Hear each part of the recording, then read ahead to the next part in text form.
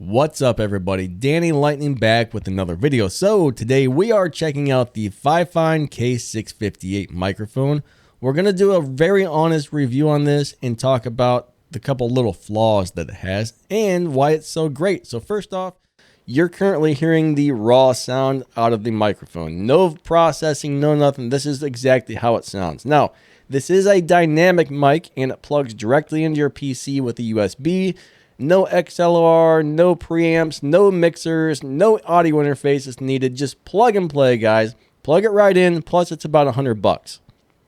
Now, a lot of people are doing sound tests comparing this to like the Shure SM7V or the Shure MV7.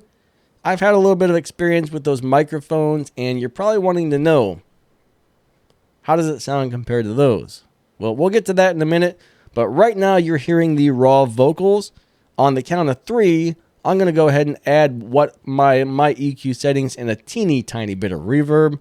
All right, so I like to bring the bass up to +4, mids to -4. I leave the treble where they're at and add a teeny tiny bit of reverb, and it really just sweetens up the sound. So right now you're hearing it raw, but on the count of 3, we're going to change over. All right, 3, 2, 1, go.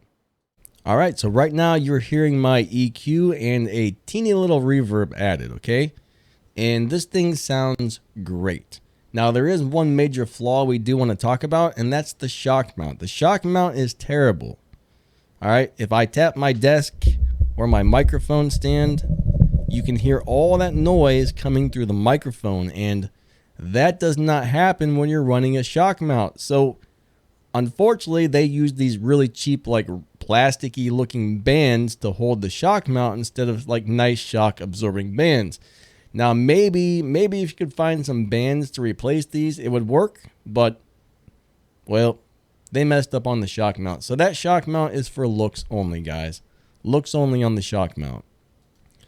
Now, the Shure microphones are what everybody wants. You got the Shure MV7 versus this guy right here. Those two are very, very comparable.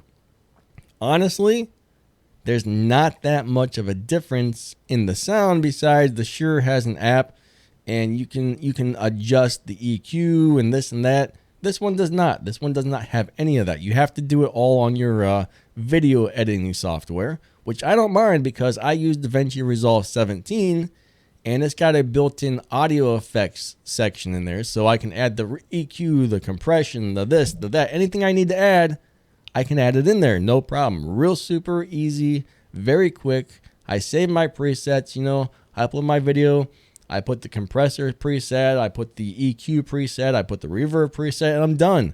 No big deal, easy peasy. All right, so I don't miss having the audio app or whatever you want to call it to adjust things that I really don't need.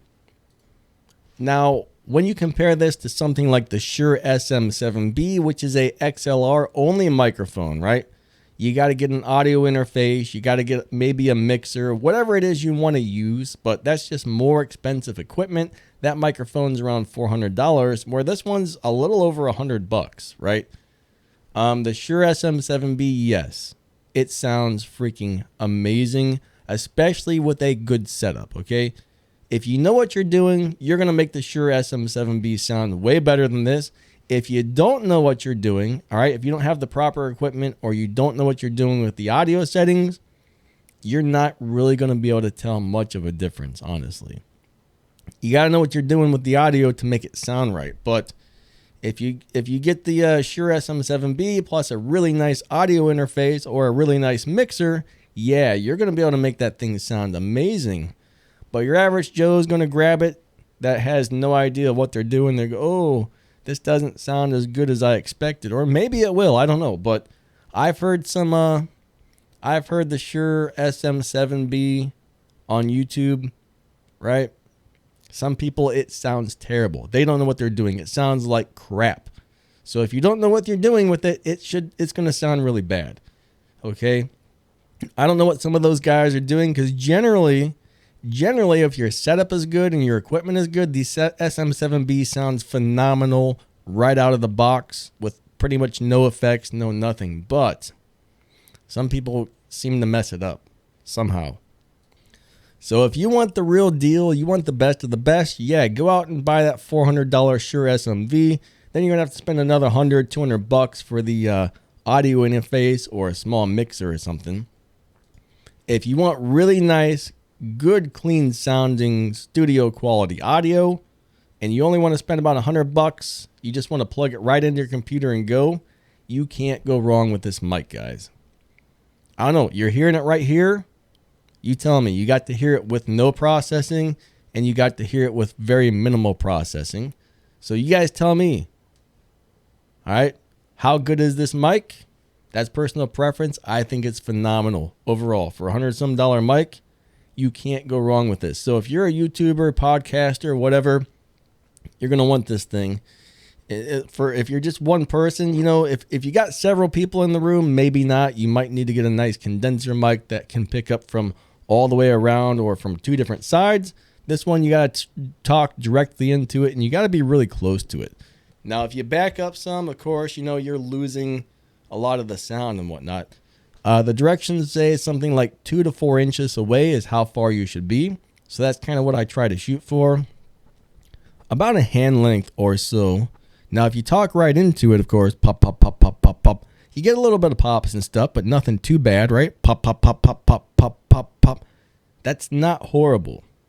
But you don't want to talk directly into it. So I always put it kind of like off the side and down just a little bit. So if I move over this way or move over this way, or now you can see it's not, but yeah, you got to talk directly into it, but not directly into it like this, because you get the pop, pop, pop, pop, pops, okay? So bottom line, this thing is phenomenal for what it is.